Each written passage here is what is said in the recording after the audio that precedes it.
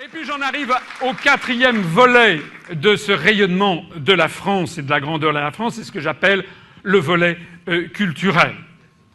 Avec la priorité à l'universalité, je vous en ai déjà parlé tout à l'heure, eh bien, je proposerai, je ne suis pas sûr d'y arriver, c'est l'une des très rares propositions, j'en ai fait une autre tout à l'heure quand j'ai suggéré que l'ONU interdise les puces RFID sur les êtres humains, c'est l'une des très rares propositions du programme que je vous présente qui ne dépend pas uniquement de nous, de vous et de moi, qui dépendra de l'avis d'autres États.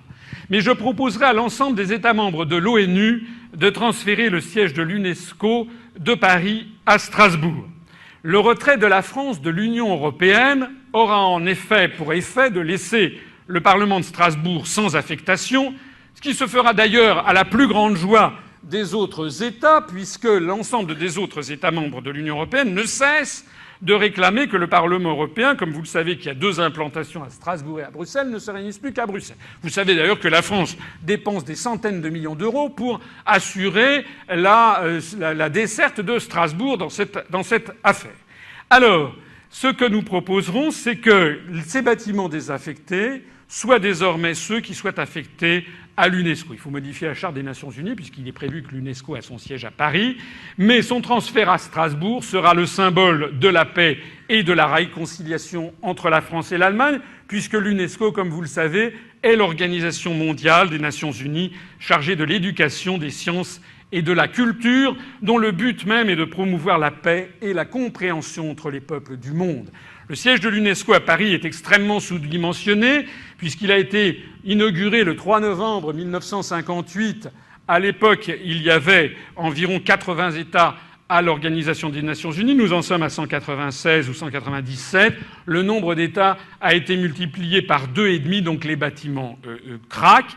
Les bâtiments de Strasbourg, ou beaucoup plus vastes, seront donc beaucoup plus appropriés à la vocation mondiale de cette institution onusienne. Et au passage, ceci me permet de rassurer nos compatriotes alsaciens de la région de Strasbourg, qui peuvent se dire « mais quand même, l'Europe nous apporte beaucoup de choses ». Eh bien, rassurez-vous, le transfert de l'UNESCO à Strasbourg permettra de donner à Strasbourg et à sa région un rayonnement planétaire et dynamisera en outre l'économie locale, puisqu'on verra cette fois-ci des délégations venues de 195 pays de la planète plutôt que de 27. Donc le siège de l'UNESCO sera donc transféré à Strasbourg, si donc les membres sont d'accord. Et en parallèle, nous créerons un centre mondial de la concorde entre les civilisations à Strasbourg, qui sera construit juste à côté, ou qui bénéficiera d'ailleurs des mêmes locaux à Strasbourg. Ce nouveau palais de l'UNESCO à Strasbourg sera donc assorti d'un centre mondial de la concorde entre les civilisations, qui sera la réponse du berger à la bergère face à tous les théoriciens du choc des civilisations. Ce centre bénéficiera de la proximité de l'UNESCO. Ce centre a vocation de recherche et de présentation muséographique, réunira des chercheurs du monde entier et présentera au grand public toutes les théories porteuses de guerre, et notamment la théorie actuelle du choc des civilisations.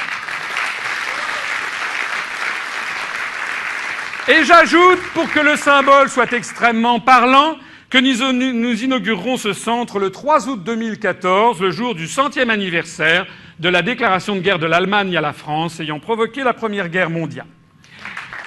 J'insiste sur l'aspect des choses parce que, d'abord, ça sera une réponse très importante à l'affaire du choc des civilisations, mais c'est aussi en termes de communication, un message fort que nous adresserons à l'ensemble du monde et aussi à nos partenaires européens, c'est-à-dire que sortir de l'Union européenne, c'est vouloir faire la paix.